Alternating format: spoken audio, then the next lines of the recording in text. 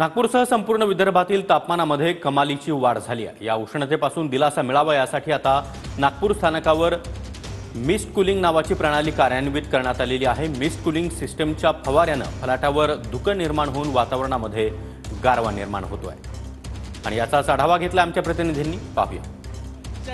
नागपुरातील तापमान 45 अंश सेल्सिअसच्या उंबरठ्यावर आहे, त्यामुळे प्रवाशांना दिलासा मिळावा म्हणून नागपूर रेल्वे स्टेशनवर अशा प्रकारे मिस्ट कूल प्रणाली जी आहे ती लावण्यात आलेली आहे।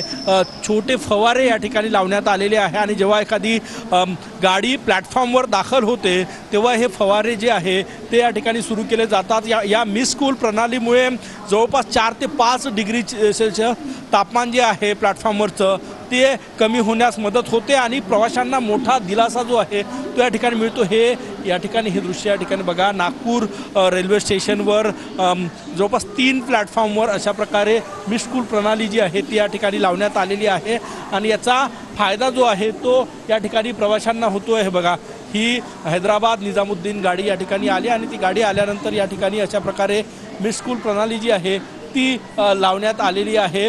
तापमान जास्त असतं त्यामुळे त्यापासून दिलासा मिळावा म्हणून अशा प्रकारे मिस्ट कूल प्रणाली जी आहे ती सुरू करण्यात आलेली आहे। कॅमेरामॅन साईसह गजानन वाटे, TV9 मराठी।